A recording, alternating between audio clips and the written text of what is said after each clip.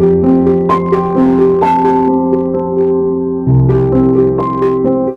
ਕਹਿ ਦੀ ਉਹਨਾਂ ਨੂੰ ਬਹੁਤ ਦਿੱਕਤ ਆਉਣ ਵਾਲੀ ਸੀ। ਅਸੀਂ ਉਸ ਦਿਨ ਤੋਂ ਪ੍ਰਣ ਕੀਤਾ ਕਿ ਆਪਾਂ ਸੇਵਾ ਤੇ ਜੁਟਾਂਗੇ। ਮਹਾਰਾਜ ਦੇ ਓਟਾਸਰਾ ਲੈ ਕੇ ਜੋ ਸੇਵਾ ਸ਼ੁਰੂ ਕੀਤੀ, ਸਿਰਫ 2 ਬੰਦੇ ਸੀਗੇ ਆਪਾਂ, ਮੈਂ ਤੇ ਮੇਰਾ ਛੋਟਾ ਵੀਰ ਹਰਜੀਤ ਸਿੰਘ, ਜਿਹੜਾ ਇੱਥੇ ਪ੍ਰਧਾਨਗੀ ਦੀ ਸੇਵਾ ਸਾਂਭਦਾ ਹੈ, ਸਕੱਤਰ ਦੀ ਸੇਵਾ ਸਾਂਭਦਾ ਹੈ। ਅਸੀਂ ਫਿਰ ਇੱਥੋਂ ਦੀ ਕਿੱਟਾਂ ਬਣਾ ਕੇ ਇਹਨਾਂ ਨੂੰ ਦੇਣਗੇ, ਜਿਹਦੇ ਅੰਦਰ ਸੰਗਤ ਨੇ ਆਭਾਰ ਸਾਡੀ ਇਹ ਮਦਦ ਵੀ ਕੀਤੀ।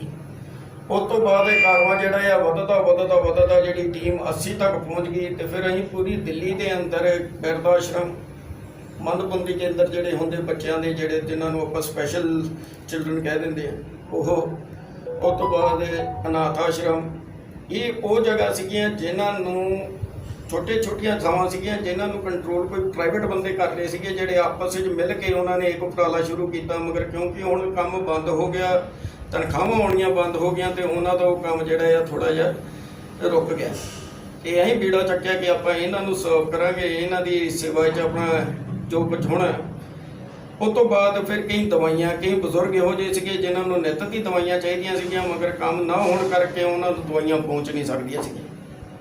ਇਸ ਲੋਕਡਾਊਨ ਦੇ ਅੰਦਰ ਆਪਾਂ ਮੇਰੇ ਖਿਆਲ ਦੇ ਅੰਦਰ ਇੱਕ ਸੁੱਕਾ ਰਾਸ਼ਨ, 2000 ਬੰਦੇ ਦੇ ਰੋਜ਼ ਦਾ ਪੈਕ ਰਾਸ਼ਨ, ਉਸ ਤੋਂ ਬਾਅਦ ਦਵਾਈਆਂ ਤੋਂ ਬਾਅਦ ਫਿਰ ਕਿਸੇ ਬੰਦੇ ਦੀ ਸਿਹਤ ਖਰਾਬ ਹੋ ਗਈ, ਉਹਦੇ ਲਈ 1-2 ਐਂਬੂਲੈਂਸਿਸ ਰੱਖੀਆਂ ਸੀਗੀਆਂ। ਸਾਰਿਆਂ ਤੋਂ ਵਧੀਆ ਮਹਾਰਾਜ ਨੇ ਜਿਹੜੀ ਸੇਵਾ ਲਈ ਹੈ ਇਹਦੇ ਅੰਦਰ ਉਹ ਆਇਆ ਕਿ ਇਸ ਲੋਕਡਾਊਨ ਦੇ ਅੰਦਰ ਅਸੀਂ 2 ਕੁੜੀਆਂ ਦਾ ਵਿਆਹ ਵੀ ਕਰਾਇਆ। ਉਹ ਵਿਆਹ ਦਾ ਵੀ ਇੱਦਾਂ ਹੀ ਬਿੱਤ ਬਣੀ ਸੀਗੀ ਕਿ ਕਿਸੇ ਦੇ ਕਿਤੇ ਜਿੱਦਾਂ ਦੇ ਸੰਯੋਗ ਹੁੰਦੇ ਆ, ਉਹ ਸੰਯੋਗ ਮਿਲੇ ਆ, ਤੇ ਉਹਨਾਂ ਦੇ ਘਰ ਵਿਆਹ ਕਰਾਉਣ ਨੂੰ ਥਾਂ ਨਹੀਂ ਸੀਗੀ ਜਾਂ ਕੋਈ ਵਸੀਲਾ ਨਹੀਂ ਸੀਗਾ, ਤੇ ਅਸੀਂ ਉਹਨਾਂ ਨੂੰ ਕਹਿ ਕੇ ਆਪਣੇ ਗੁਰਦੁਆਰਾ ਸਾਹਿਬ ਦੇ ਅੰਦਰ ਉਹਨਾਂ ਦੇ ਵਾਸਤੇ ਕਰਕੇ ਉਹ ਵਿਆਹ ਜਿਹੜੇ ਉਹ ਆਪਣੇ ਰੀਤੀ ਰਿਵਾਜਾਂ ਨਾਲ, ਕਿਉਂਕਿ ਇੱਕ ਕੁੜੀ ਮੁਸਲਮਾਨ ਸੀਗੀ, ਇੱਕ ਕੁੜੀ ਹਿੰਦੂ ਸੀਗੀ, ਲੰਗਰ ਜਿਹੜਾ ਸੀਗਾ ਉਹ ਸਾਡੇ ਵੱਲੋਂ ਸੀਗਾ, ਤੇ ਉਹਨੂੰ ਜੋ ਉਹਦੇ ਘਰ ਦੇ ਵਾਸਤੇ ਦੇਣਾ ਦੂਣਾ ਸੀਗਾ ਉਹ ਅਸੀਂ ਆਪਣੇ ਗੁਰਦੁਆਰਾ ਸਾਹਿਬ ਦੇ ਇੱਥੇ ਜਿਹੜੀ ਆਈ ਬਣਾਈ ਉੱਥੇ ਕੀਤਾ।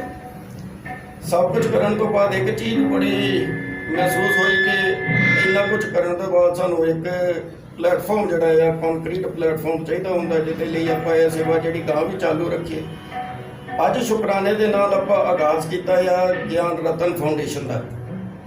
ਗਿਆਨ ਰਤਨ ਫਾਊਂਡੇਸ਼ਨ ਇੱਕ ਇਹੋ ਜਿਹੀ ਹੈ ਜਿਹੜੇ ਮੇਨ ਏਮ ਆ ਕਿ ਆਪਾਂ ਸਿੱਖਾਂ ਨੂੰ ਸੈਲਫ ਸਫੀਸ਼ੀਐਂਟ ਕਰੀਏ, ਉਹਨਾਂ ਨੂੰ ਉਹਨਾਂ ਜੋਗਾ ਕਰੀਏ ਕਿ ਕੱਲ ਨੂੰ ਅਗਰ ਮਹਾਰਾਜ ਨਾ ਕਰੇ ਇਹੋ ਜਿਹੀ ਕੋਈ ਵਿਪਤਾ ਹੁੰਦੀ ਹੈ ਤੇ ਉਹ ਵੀ ਆਪਣਾ ਧਨ ਨਾਲ, ਤਨ ਨਾਲ, ਮਨ ਨਾਲ ਇਹਦੀ ਸੇਵਾ ਲਾ ਸਕਣ। ਅਗਰ ਕੋਈ ਬੰਦਾ ਇਹਨੂੰ ਸੈਲਫ ਸਫੀਸ਼ੀਐਂਟ ਕਰ ਦੋਗੇ, ਕਾਰੋਬਾਰ ਲਾ ਦੋਗੇ, ਉਹ ਜਦੋਂ ਕੰਮ ਕਰੂਗਾ ਤੇ ਉਹ ਆਪੇ ਦਸਵੰਤ ਕੱਢੂਗਾ, ਉਹ ਦਸਵੰਤ ਜਿਹੜਾ ਇਹ ਆ ਸਾਰਿਆਂ ਦੇ ਲਈ ਕੰਮ ਆਊਗਾ।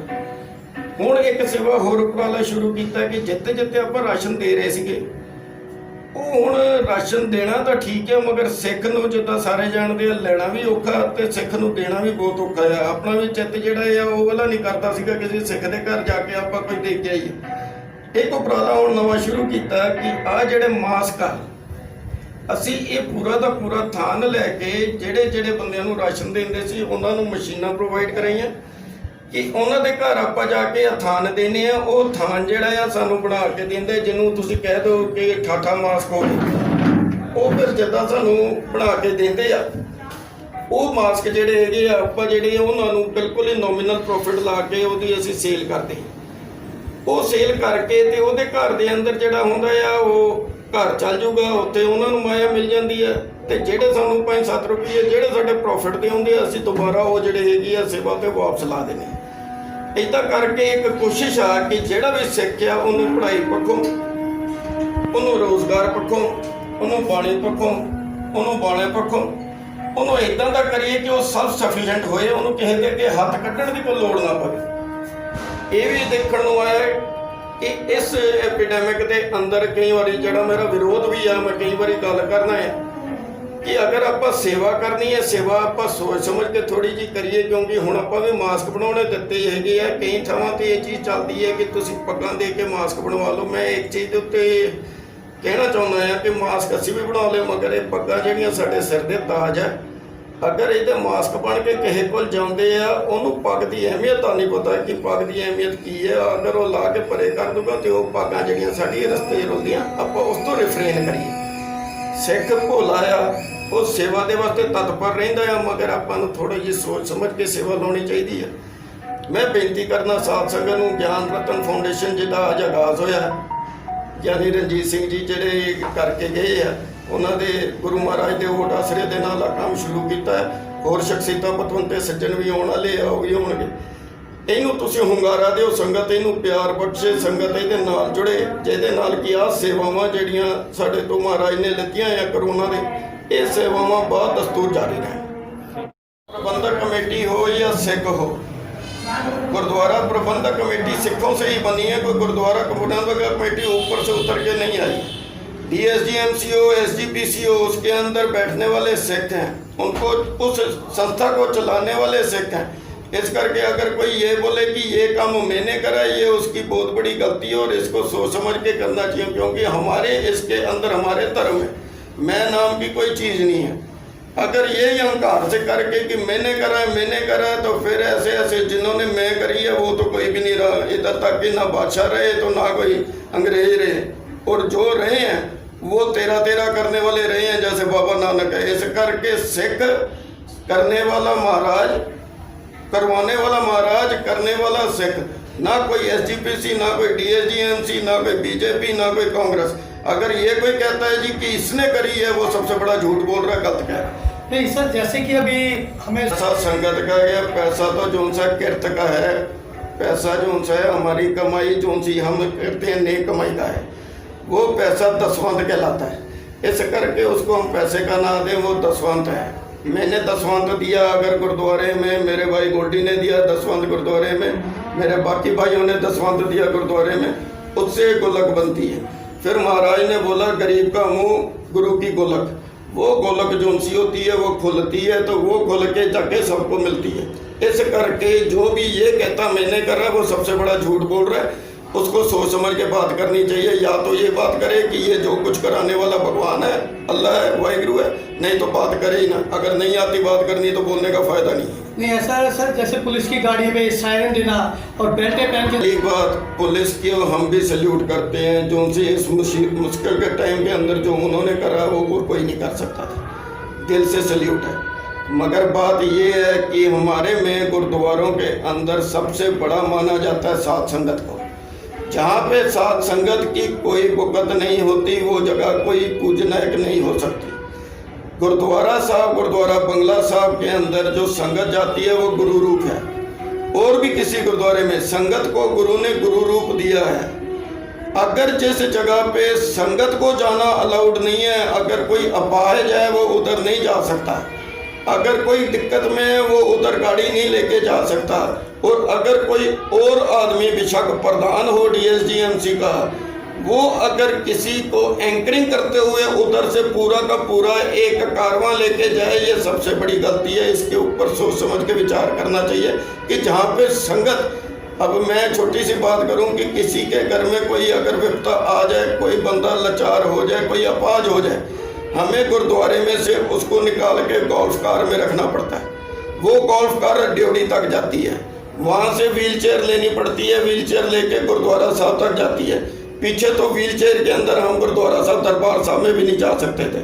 चलो अब गुरुद्वारा साहब तक पहुँच गए, फिर आपने दर्शन करे, तो फिर वही प्रक्रिया होती है वापस आने की। मगर इस टाइम सबसे आगे प्रधान साहब थे जो एंकरिंग कर रहे थे, जो गुरु का एक हमारी तरफ से चुना हुआ प्रधान है, वो एक न्यूज़ एंकर की भूमिका निभा रहा है, समझ नहीं आ रही क्यों। और उसके पीछे कम से कम नहीं तो सैकड़ों पुलिस वाले हैं जो सायरन बजा के निकल रहे हैं। ठीक है, अगर आपने सलामी देनी है तो सलामी पूरी दिल्ली को दो, इसके लिए, क्योंकि ये पूरी की पूरी दिल सिखों ने जीती हुई है, और ये प्रमाणित है कि सिखों के ऊपर फतेह दिवस वाले दिन तीनों जर्नैलों ने पूरा का पूरा अपना हक जमाया था। अगर देनी है पूरी दिल्ली को सलामी दो। गुरुद्वारे से सेवा हो रही है, गुरुद्वारा साहब में सलामी देनी चाहिए, दी, वो शुक्रगुजार है। मगर इतना ध्यान रखना चाहिए कि जहाँ पे संगत जा सकती है वहीं पे उनको जाना चाहिए। जहाँ संगत अलाउड नहीं, वहाँ पुलिस वाला हो, बेशक PM हो, उसका भी जाना नहीं बनता। सर मैं आपसे एक छोटा सा सवाल और करना चाहता हूँ, इसलिए कहना चाहता हूँ कि लोगों को हमारे पास जो सोशल मीडिया के माध्यम से वैसे भी शिकायतें आ रही हैं कि 6-6 महीने से जो सैलरी नहीं मिल रही, और एक तरफ ये कहा जा रहा है। देखिए ऐसा है कि ये कुछ वकार ऐसे हैं हमारे में इसको हम कहते हैं हिपोक्रेसी। अगर हम सारी दुनिया को खाना खिला सकते हैं तो ये कोई बात नहीं है कि हम अपने बंदों का ख्याल नहीं रख सकते। ये सारी बात होती है नीयत है, ये सारी बात होती है बंदे के अपने ऊपर।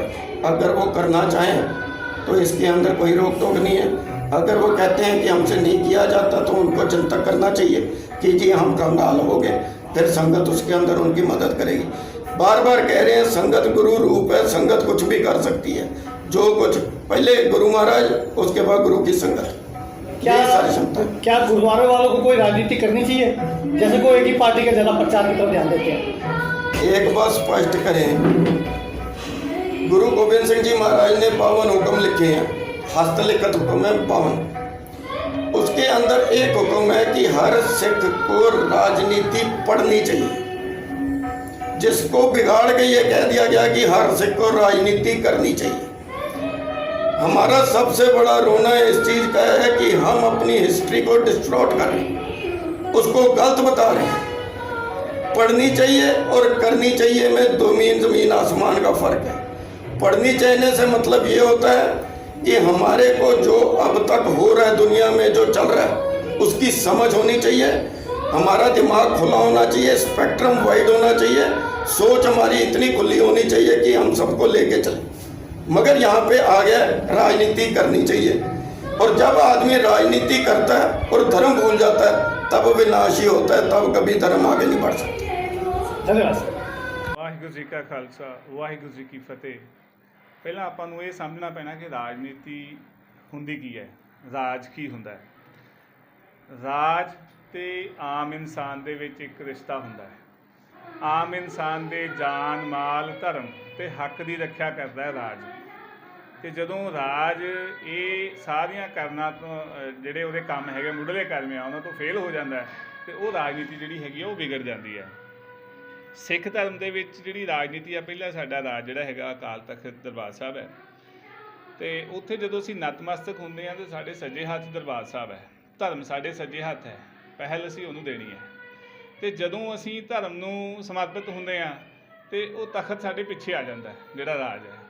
ਸੋ ਸਾਨੂੰ ਇਹ ਸਮਝਣਾ ਪੈਣਾ ਕਿ ਪਹਿਲਾਂ ਅਸੀਂ ਧਰਮ ਰੱਖਣਾ ਹੈ, ਜਿਹੜਾ ਸਾਡਾ ਮੇਨ ਫਰਜ਼ ਆ। ਧਰਮ ਦਾ ਮਸਲਾ ਇਹ ਹੈ ਕਿ ਹਰ ਬੰਦੇ ਦਾ ਧਰਮ ਜਿਹੜਾ ਹੁੰਦਾ ਉਹਦਾ ਕਰਮ ਹੁੰਦਾ ਹੈ, ਕਿ ਜਿਹੜਾ ਜੇ ਗੁਰਦੁਆਰੇ ਦਾ ਪ੍ਰਧਾਨ ਹੈ, SHO ਆ, ਟੀਚਰ ਆ, ਉਹਦਾ ਧਰਮ ਹੈ ਜਿਹੜੀ ਉਹ ਡਿਊਟੀ ਆ ਉਹ ਇਮਾਨਦਾਰੀ ਨਾਲ ਨਿਭਾਵੇ। ਜਦੋਂ ਅਸੀਂ ਇਮਾਨਦਾਰੀ ਦੇ ਨਾਲ ਨਹੀਂ ਨਿਭਾਉਂਦੇ ਆਪਣੇ ਫਰਜ਼ ਤਾਂ ਅਸੀਂ ਆਪਣੇ ਧਰਮ ਤੋਂ ਗਿਰ ਰਹੇ ਹੁੰਦੇ ਹਾਂ। ਤੇ ਇਹ ਕੋਈ ਇਹ ਨਹੀਂ ਹੈ ਕਿ ਬਈ ਜਿਹੜਾ ਦੁਨਿਆਵੀ ਇਹ ਧਰਮ ਹੈਗੇ ਆ ਇਹਨਾਂ ਤੋਂ ਜਿਹੜਾ ਬੰਦਾ ਪਤਿਤ ਹੁੰਦਾ ਉਹੀ ਆ। ਜਦੋਂ ਅਸੀਂ ਆਪਣੇ ਕਰਮ ਤੋਂ ਪਤਿਤ ਹੁੰਦੇ ਹਾਂ ਤਾਂ ਵੀ ਅਸੀਂ ਆਪਣੇ ਧਰਮ ਤੋਂ ਡਿੱਗ ਜਾਂਦੇ ਹਾਂ। तो वही मेरा कहने का मतलब है कि अगर वो चीज़ को एक पार्टी को सहयोग दिया जा रहा है तो क्या अन्य पार्टी दोषी है क्या? नहीं, ਇੱਥੇ ਕਿਸੇ ਵੀ ਪਾर्टी ਨੂੰ सहयोग देना दिया गया है। एक पार्टी का ही ज़्यादा प्रचार किया गया, एक पार्टी के फेवर में ही ज़्यादा बोला गया, शायद आपने इस बात पे ध्यान नहीं दिया। ਹੋ ਸਕਦਾ ਹੈ ਜਿਹੜਾ ਬੰਦਾ ਨਾਲ ਕੰਮ ਕਰਦਾ ਹੈ। ਦੇਖੋ ਸਾਡਾ ਇਸ ਵੇਲੇ ਜੋ ਮੇਨ ਗੋਲ ਹੈ ਉਹ ਹੈ ਸੇਵਾ ਦਾ। ਜਿਹੜਾ ਬੰਦਾ ਕੰਮ ਕਰਦਾ ਸਾਨੂੰ ਗੋਲ ਅਚੀਵ ਕਰਨਾ ਹੈ, ਆਪਣੀ ਈਗੋ ਨਹੀਂ ਲਿਆਉਣੀ ਕਿ ਨਹੀਂ ਇਹ ਪਾਰਟੀ ਦੇ ਵਿੱਚ ਆਹ ਪ੍ਰੋਬਲਮ ਆ, ਉੱਥੇ ਮੇਰੀ ਈਗੋ ਆ ਗਈ ਕਿ ਮੈਂ ਵੀ ਇਹਦੇ ਨਾਲ ਗੱਲ ਨਹੀਂ ਕਰਨੀ। ਪਰ ਜੇ ਉੱਥੋਂ ਕੋਈ ਬੰਦਾ ਆ ਕੇ ਕੋਈ ਚੰਗਾ ਕੰਮ ਕਰਾ ਰਿਹਾ, ਤੁਹਾਡਾ ਸਾਥ ਦੇ ਰਿਹਾ, ਤੇ ਉਹਦਾ ਸਵਾਗਤ ਕਰਨਾ ਚਾਹੀਦਾ, ਚਾਹੇ ਕੋਈ ਵੀ ਪਾਰਟੀ ਹੋਵੇ।